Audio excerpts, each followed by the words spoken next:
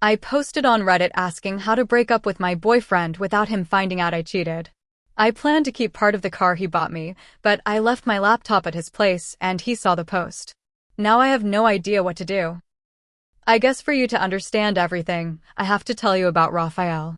If you knew him, you would probably think he is the perfect man. He's the kind of boyfriend your mother dreams of for you, stable, with a good job, always on time, and he remembers anniversaries with an almost robotic precision. At first, that security was comforting. It was like an anchor in my chaotic life. But an anchor isn't made to take you to new places, it's made to keep you in the exact same spot. And lately I felt like I was drowning. Our lives had become so predictable that I could have written them on a calendar a year in advance. Fridays pizza and Netflix, Saturday mornings grocery shopping, Sundays visiting his parents. There was no spark, no spontaneity. It was a safe life, yes, but it was also a life in grayscale. The main problem, the one no one on the outside could see, was his complete lack of emotional depth. Raphael is a man of solutions, not of feelings. If I came home stressed from work, his response wasn't a hug or a tell me everything. It was a 3-point list on how I could optimize my workflow the next day. He didn't do it out of malice, I'm sure. But it was exhausting. I felt that my inner world, my colors, my storms, were an inconvenience to his orderly existence. I would talk to him and feel my words bounce off a wall. He heard the sound, but he didn't understand the music.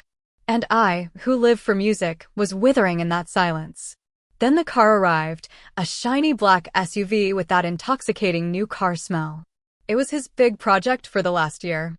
Saving every penny, researching every model, negotiating at every dealership.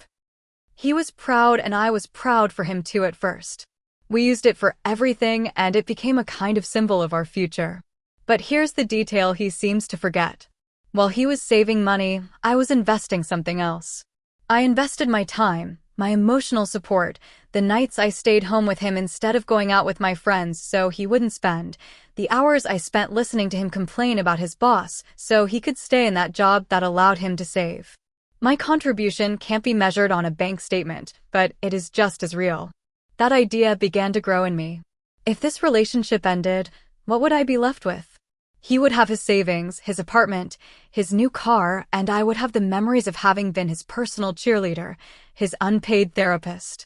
The idea of walking away empty-handed after putting so much of my soul into this seemed like a fundamental injustice to me. The car wasn't just a piece of metal to me, it was the materialization of all that time and energy I had invested. It was the tangible proof of my sacrifice, and I felt in the depths of my being that I deserved a part of it. It wasn't greed. It was a matter of justice. It was payment for emotional labor that was never recognized. So yes, the relationship was getting cold, but it wasn't just because of his predictability, it was because of this growing resentment I felt. I felt invisible, unappreciated. He looked at the car and saw his hard work and his discipline. I looked at the car and saw all the dinners I cooked, all the tears I dried, all the ambitions of mine that I put on pause to support his. The idea of ending things became inevitable, but the idea of doing it and watching him drive away in our car while I was left with nothing, that was simply unacceptable. There had to be a way to get out of this feeling that for once I had been given what I was owed. And how can you explain this to someone who only sees things in black and white? How do you tell a man like Raphael that you are owed part of his car for emotional support? He would laugh in my face, call me crazy, a gold digger. He would never understand the invisible economy of a relationship, the give and take that isn't seen on the bills. That's why I felt I was at a dead end. I loved the man I had fallen in love with, but that man barely existed anymore. And the woman I was suffocating and needed not only to get out, but to get out with her head held high and with something to show that my time and my love had been worth something. The car was that. It was my Medal of Honor and my severance pay, all in one. And then, like a breath of fresh air in a closed room, Esteban appeared. He works in my same building, in another department. And for months, we had only exchanged cordial greetings in the elevator. But one day we met in the cafeteria and started talking, and it was electric. It's not that he's a supermodel or anything like that, but he looked at me in a way Raphael hadn't looked at me in years. He listened to me when I talked about my frustrations. He didn't offer me a list of solutions. He nodded, asked questions, and said things like, "That must be incredibly difficult. I don't know how you put up with it." For the first time in a long time, I felt seen. Our connection wasn't something I sought out, it just happened. It was organic, inevitable. A coffee turned into a lunch. A text message to share a meme turned into conversations until 3 in the morning. With Esteban, I wasn't the therapist or the cheerleader. I was an interesting, fun, desirable woman. He reminded me of the person I was before the routine, with Rafael polished off all my interesting edges. He made me laugh, he challenged me, he made me feel alive. And yes, we crossed a line. I'm not proud of it, but I can't say I regret it either. It was the logical consequence of dying of thirst and finding an oasis. It wasn't a decision, it was a survival instinct. Of course, I knew what I was doing was wrong in theory, but in my heart it felt like the most right thing I had done in years. The infidelity wasn't the cause of the problems with Rafael, it was a symptom of a disease that had been there for a long time. If Rafael had given me the water I needed, I never would have been thirsty. If he had bothered to explore my inner world instead of organizing his own, I wouldn't have needed anyone else to do it. In a way, he pushed me into Esteban's arms with his emotional neglect. I didn't break our relationship. He let it die of starvation, and I just sought sustenance elsewhere. It was in the midst of this emotional chaos that I came up with the idea for the Reddit post. I felt completely trapped. On one hand, I had the security of Rafael, a life that, although boring, was comfortable. On the other, I had the passion and excitement of Esteban, a promise of a life in Technicolor. And in the middle of it all was the issue of the car of justice, of not coming out of this with nothing. I needed advice, an outside perspective from people who didn't know me and wouldn't judge me, or who would at least give me honest, unfiltered opinions. I didn't do it to be cruel. I did it because I was desperate and I needed a strategy. The title of the post was deliberately provocative, I admit. How to break up with my boyfriend without him finding out I cheated on him. I knew it sounded bad, but in the anonymous world of the internet you have to be direct to get people to pay attention. And the part about the car, well, I had to include it because it was a crucial part of my dilemma. It wasn't just about how to break a heart, but how to do it without my own and my future being completely shattered. It was a practical question born from an emotionally devastating situation. I was trying to be smart, to protect myself in a situation where I felt I had no power. I read the responses carefully, filtering out the insults and looking for any useful advice. I felt proactive, like I was taking control of my own disaster. In my mind, I wasn't planning a betrayal, I was designing a fair transition. I wanted the breakup to be as clean as possible for Rafael, and for it to be as equitable as possible for me.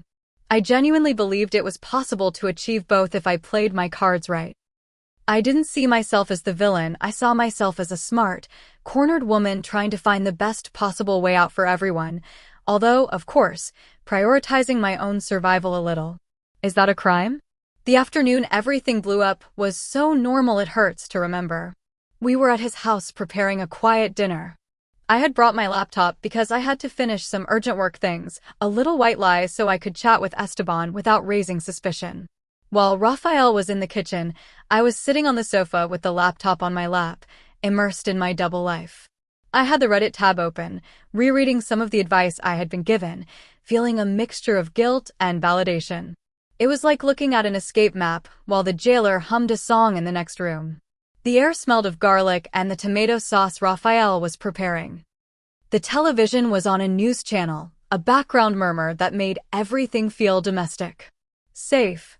I remember thinking for a fleeting instant how easy it would be to just close the laptop, delete Esteban from my life, and stay in that bubble of predictable comfort forever. But the thought was like a shooting star, bright and fast, and I immediately dismissed it. I couldn't go back into the cage after having tasted what it was like to fly, even if only for a little while. I was too deep into my plan. That's when he called me from the kitchen. "Honey, can you give me a hand with this for a second? I can't reach the top shelf." His voice was normal, carefree. I felt a pang of irritation. Right now I was in the middle of something important, something that would define my future. His mundane request seemed like a rude interruption. Without a second thought, without logging out, without locking the screen, I simply closed the laptop lid and left it on the coffee table. I got up with an audible sigh, a small act of passive-aggressive martyrdom, and went to the kitchen to get him a jar of spices. The task didn't last more than 30 seconds. I gave him the jar. He thanked me with a quick kiss on the forehead that I dodged slightly, and I went back to the living room. But in those 30 seconds, the universe had shifted on its axis. The atmosphere was completely different. The murmur of the television now seemed like a scream. Raphael was no longer in the kitchen. He was standing in the middle of the living room, motionless, with his back to me, and the screen of my laptop was up. The bluish light from the screen illuminated his face, which I couldn't see, and cast a long, still shadow on the carpet. I didn't need to get closer to know what he was looking at. The Reddit page with its unmistakable design, and at the top, in large black letters, the title of my post, my plan, my secret, my betrayal, all exposed under the artificial light of my own screen. The silence in the room was so thick I could feel it pressing on my eardrums. Every second that passed stretched into a torturous eternity. My heart began to beat with brutal force against my ribs, a war drum announcing the battle that was about to begin. And my mind, instead of feeling remorse, panicked and began desperately searching for a new lie. My first thought wasn't, "Oh my God, what have I done?" It was, "How do I get out of this?" The adrenaline erased any hint of guilt. In that instant, Raphael was not the man I had hurt. He was the obstacle, the enemy who had discovered my strategy. I was the cornered strategist, the spy discovered behind enemy lines. And as he stood there reading and rereading those horrible words, I was already building defensive walls in my head, preparing the excuses, sharpening the accusations. The disaster was imminent, but my survival instinct was stronger than anything else. Raphael turned around slowly, and his face was something I had never seen before. He wasn't red with anger or broken by tears. He was empty, completely pale, with a terrifying calm in his eyes that chilled my blood much more than any scream. He held the laptop in one hand as if it were evidence in a trial. His voice, when he finally spoke, was barely a hoarse whisper. "What is this?" It wasn't a question, it was a sentence. And my brain, in total panic mode, chose the worst possible defense, attack. "What the hell are you doing looking at my things?" I yelled. And the sound of my own voice, so full of false indignation, surprised even me. I took a step toward him, trying to snatch the laptop. "You have no right to invade my privacy like that. Since when do you spy on me?" I was trying to turn him into the villain, the jealous controller who doesn't respect my boundaries. If I could make the conversation revolve around his supposed betrayal of trust, maybe I could divert attention from mine, which was infinitely worse and was written on a screen for everyone to see. He didn't even blink, he didn't flinch at my outburst. He just shook his head, a small, tired movement. "I wasn't spying. You left it open." The screen lit up. Then, with a deathly calm voice, he read the title out loud.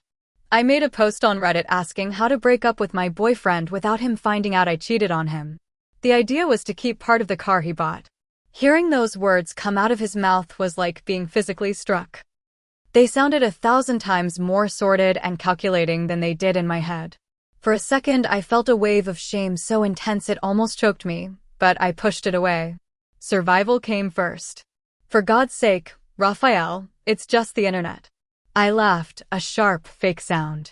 "Are you really going to get like this over something stupid?" "It's an anonymous post. People write crazy things all the time." It was a thought experiment, a writing exercise. I wanted to see what kind of responses people got to such a ridiculous question. I was throwing excuses into the air, hoping one would stick. I was trying to make him feel stupid, paranoid, for taking something so trivial seriously. If I could convince him he was overreacting, maybe I could minimize the damage. He didn't buy it. His eyes locked on mine. "Cheated?" he asked, and that single word dismantled everything. My castle of lies wobbled. Is that a thought experiment too, the cheating part? My denial was weak, a pathetic mumble about how people on the internet always assume the worst, how I used that word to make it juicier, more dramatic. But we both knew the truth. It was written all over my face, in my inability to look him in the eyes. The conversation fell apart from there. Every lie I told, he dismantled with a calm, logical question that left me no escape. The confrontation wasn't a shouting match, it was worse. It was a silent, methodical demolition of everything we had built. I saw the love in his eyes be replaced by a deep, bitter disappointment, and then, by nothing, a total void. There was no more anger, just a cold resolution. When he finally spoke again, after a long silence, his voice was that of a stranger. "Pack your things," he said without looking at me, "and get out of my house now." And there was nothing in his tone that gave me the slightest hope that I could change his mind. The game was over and I had lost in the most spectacular way possible. The order to leave his house hit me with the force of a door slamming in my face. It wasn't a request, it was a decree. In that moment, all the twisted logic I had built evaporated and was replaced by pure, raw indignation. Kicking me out after everything we had been through. This is how it ended, without a conversation, without a chance to truly explain my perspective. I saw it as an act of unimaginable cruelty. I wasn't thinking about the pain I had caused him. I could only think about the injustice of him dismissing me in such a cold and summary way. As I clumsily and hastily stuffed my things into a bag, my hands trembled with rage. Every object I touched seemed to scream an accusation at me, but I redirected it toward him. The toothbrush I left in his bathroom, my sweatshirt that he wore when he was cold, the half-read book on the nightstand, everything was evidence of the life we had shared. A life that he was demolishing over a simple error in judgment. On my part, in my head, the real offense wasn't my plan to leave him and take part of his car. The offense was his absolute refusal to show a shred of empathy. When I reached the door, with my bag in my hand and tears of fury stinging my eyes, I tried one last resort. "Raphael, please," I said, trying to make my voice sound hurt and not accusatory. "You can't do this. We have to talk. You don't understand the whole context." But he didn't even turn around. He was standing by the window, looking at the street, his back as stiff as a board. "There's nothing to talk about," he said, and his voice was so distant he could have been in another room. "What I saw is all the context I need. Please leave." That coldness was the final nail in the coffin of my victimhood. He was no longer a wounded boyfriend. He was a heartless monster. The car ride was a blur of tears and furious thoughts. I replayed the confrontation over and over in my mind, but not to analyze my mistakes, but to gather evidence of his cruelty. How dare he not listen to me? How dare he not give me the benefit of the doubt? He clung to the literal words of an anonymous post instead of the years of our relationship. That showed how little I really meant to him. All his love, all his supposed devotion was conditional. It broke the moment I stopped being the perfect, submissive girlfriend. I arrived at my friend's house feeling completely shattered, but not from guilt. I was broken by the betrayal. His betrayal, not mine. He had broken the most fundamental rule of a couple, being there for each other, even when things get ugly and complicated. Instead, he had judged and sentenced me in a matter of minutes. The story I told myself was clear. I had made a mistake, yes, but a mistake born from the loneliness and desperation that he himself had created. His reaction, however, was not a mistake. It was a deliberate choice to be cruel, to not forgive, to not understand. So here I am writing this so the world knows. I am not the villain my original post might suggest. I am a woman who is in an impossible situation and tried to find a way out. And when I was discovered, the man who claimed to love me treated me like a criminal instead of a hurt person who made a mistake. People can judge me for what I wrote in a moment of weakness, but the real story is about a man who, when presented with the opportunity to show compassion, chose the door of cruelty and pushed me through it. And now I don't know what to do. Not because I regret it, but because I can't believe the magnitude of his heartlessness. Popular Reddit comments on the main story. Anonymous User 1. Wow, the audacity is incredible. You cheat on him, plan how to leave him in the most cowardly way possible, and also try to steal part of his car that he bought with his money. And when he catches you, he's the bad guy for not understanding your perspective. The only perspective here is that you are an incredibly selfish and manipulative person. He didn't kick you out for an error in judgment. He kicked you out for a calculated betrayal. You deserve everything that's happening to you. OP's reply. It's very easy to judge from the outside when you reduce everything to a simple phrase. Steal from him. I invested years of my life in that relationship.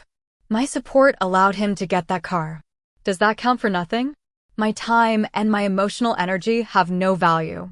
What he did was discard me as if I were trash the moment I stopped being convenient. That's not love, it's convenience.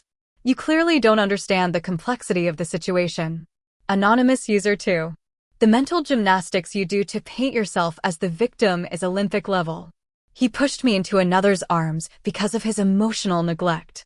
No, sweetie, you made a decision. You're an adult. Instead of communicating, of telling him you weren't happy, you decided to cheat on him and then plan how to get the most financial benefit from the breakup. He's not a heartless monster. He's a man with self-respect who dodged a bullet. OP's reply. Communicate. You think I didn't try? It was like talking to a brick wall. Years of trying to connect with him on a deeper level, and all I got were practical solutions and pats on the head. There comes a point where you get tired of trying. I didn't justify my actions, I explained them. There's a big difference, but I guess it's easier to call something you don't have the emotional capacity to understand mental gymnastics. Anonymous user 3. You really don't get it, do you? The problem isn't that you were unhappy in the relationship, that's valid. The problem isn't that you fell for someone else, that happens. The problem is the conspiracy, the Reddit post, the plan for the car. That shows premeditation and a chilling lack of respect and decency. He didn't react to your infidelity. He reacted to the irrefutable proof that you were actively conspiring behind his back to deceive and scam him. OP's reply, conspiracy is a very strong and dramatic word. I was looking for advice. Okay. I felt alone, cornered, and I didn't know who to turn to. I didn't have an evil plan. I was exploring options to make sure I didn't leave a long-term relationship with absolutely nothing to show for it. Anyone in my position, if they were honest with themselves, would worry about their own future. Calling it a scam is a malicious simplification of an incredibly painful and complicated situation. Update 1. A couple of weeks have passed and the storm has not only not subsided, but it has turned into a hurricane. The comments here destroyed me, to be honest. It's incredible how a bunch of strangers on the internet can be so cruel and simplistic. Everyone thinks they are expert psychologists after reading a few paragraphs ready to pass final judgment without having the slightest idea of the dynamics of my relationship with Raphael. They called me everything, and every insult felt like a small stone thrown against a window that was already broken. No one has the ability to see the nuances, to understand that hurt people sometimes do the wrong things for the right reasons. Of course, I tried to talk to Raphael. I sent him long text messages, paragraphs explaining my perspective, trying to make him see that my Reddit post was a cry for help, not a Machiavellian plan. I wasn't asking for forgiveness, I was asking for understanding, but nothing, not a single reply. I soon found out why he had blocked me on WhatsApp, on Instagram, on Facebook. My phone number, he deleted me from his digital life with a few clicks, as if our years together had never existed. This refusal to communicate, to face the problems like an adult, only confirmed what I already knew. He is emotionally immature. Instead of talking things out, he just runs away. It's the coward's option. Desperate, I turned to our mutual friends. I thought maybe they could reason with him, act as a bridge, but I was met with a wall of ice. My calls went unanswered, my messages were left on read. One friend, Laura, finally answered me and her voice was cold, distant. She told me that Raphael had told them everything, showing them a screenshot of the post. I don't know what you expect us to say, she told me. It was clear that everyone had taken his side, without even giving me the chance to tell my version of the story. I felt so betrayed. These were my friends, people who had known me for years, and they abandoned me based on a one-sided version of the events. In the midst of all this disaster, my only comfort was Esteban. He was my beacon, the proof that I wasn't crazy for needing more passion and connection. I told him everything that had happened, expecting him to hug me and tell me we would get through this together. But his reaction was disappointing. He became nervous, evasive. He started saying things like, "Wow, that's a huge mess, and I don't want to get in the middle of your drama." My drama was our drama. I felt a pang of panic. I pressed him, asked him what this meant for us, and he just shrugged. I have to be careful. I don't want this to splash back on me at work.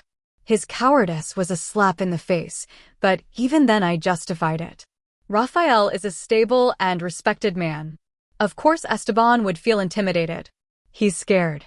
I told myself. It's not that he doesn't care. The real blow, the one that left me breathless, came by mail. First, an email from the car dealership kindly confirming that my name did not appear on any ownership, financing, or insurance documents for Rafael's SUV. I read it 3 times, feeling my stomach churn. I had always assumed that somehow I was legally tied to the vehicle. I guess it was a delusion I created myself, but the second letter that arrived the next day was from a law firm. It was a cease and desist letter. It informed me in brutally clear legal language that the car was the exclusive property of Rafael and that my continued use of my set of keys could be considered unauthorized use of private property. I was required to return the keys within 48 hours, or he would explore all available legal avenues. I couldn't believe it. Not only had he kicked me out and turned all my friends against me, but now he was threatening me with lawyers. Lawyers. Over a stupid set of keys. This was no longer a breakup, it was a war, and his cruelty had reached a new level. All the sadness I felt evaporated and was replaced by a cold, hard rage. He wanted to play dirty, did he? Fine. He didn't know who he was messing with. It wasn't about the car anymore, not even about Esteban. It was about me not letting him walk all over me and humiliate me like this. Popular Reddit comments on the update. 1. Anonymous User 4. Did you really expect your friends to take your side? They saw the proof in black and white that you were cheating and planning to scam their friend. Loyalty works both ways. And the thing with Esteban, don't you see? He's not intimidated. He just used you for a fling, and now that there are real consequences, he's running for the hills. You're the only one who doesn't see that everyone is reacting completely normally to your actions. OP's reply. Scam again, that word. It's incredible how limited you all are. I didn't expect them to take sides blindly. I expected them to listen to me, to have the decency to hear my side before condemning me. That's what real friends do. And about Esteban, it's obvious the situation has overwhelmed him. Rafael can be very vengeful and manipulative. It's no wonder Esteban wants to keep a low profile. You're judging everyone based on your small, simple view of the world. Anonymous User 5. Threatening you with lawyers is the most logical move in the world. You told the whole internet in writing that your plan was to keep part of his car. You have a set of keys. Of course, he's going to protect his property from someone who has proven to be completely untrustworthy. It's not cruelty, it's common sense. In fact, it's probably the smartest thing he's done in your entire relationship. OP's reply. Common sense. It's a disproportionate and aggressive escalation. A simple phone call or text message would have been enough. But no, he had to involve lawyers to humiliate me, to make me feel small and criminal.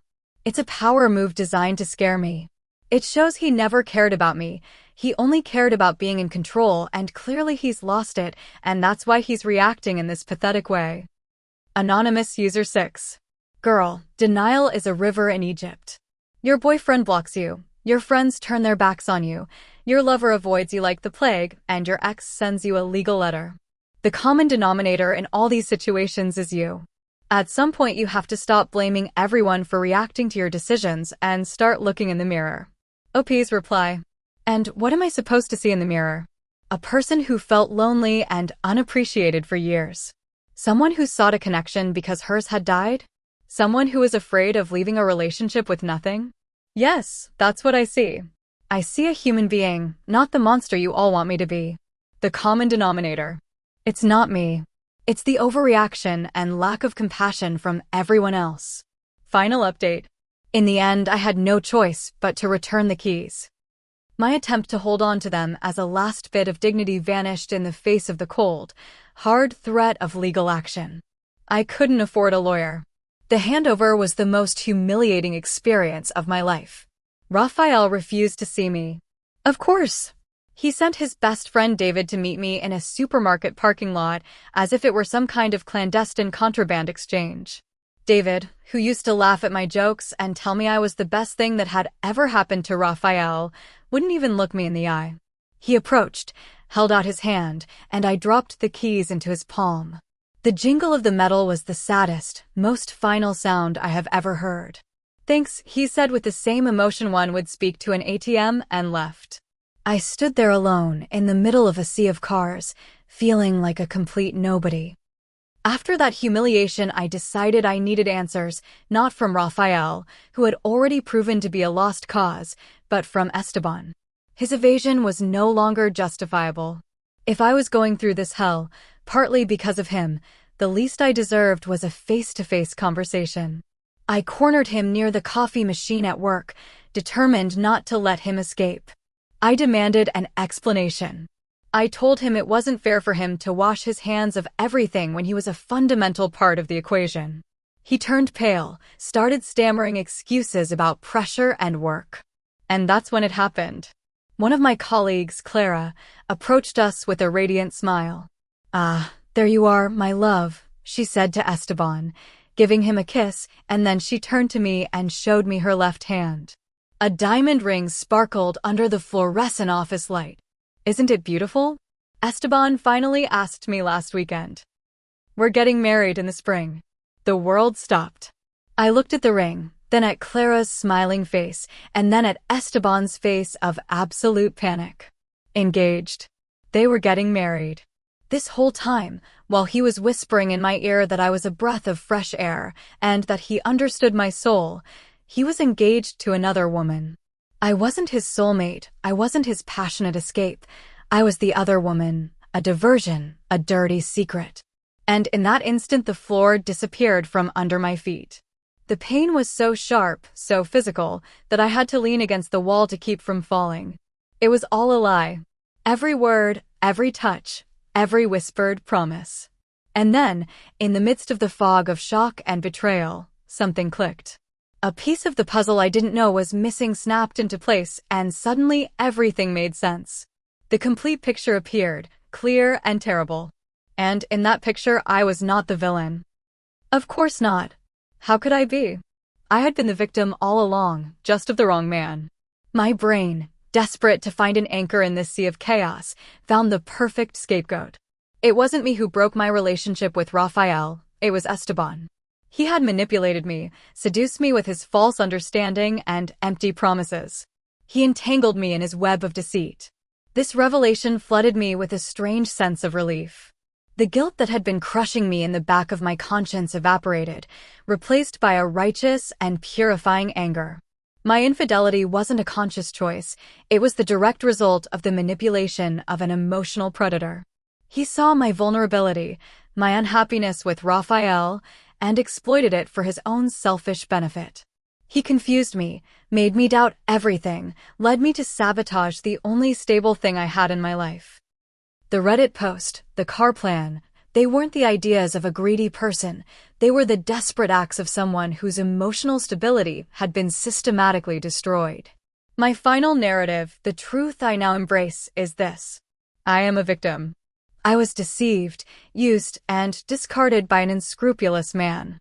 And the greatest damage he caused was not breaking my heart, it was making me lose a good man like Raphael.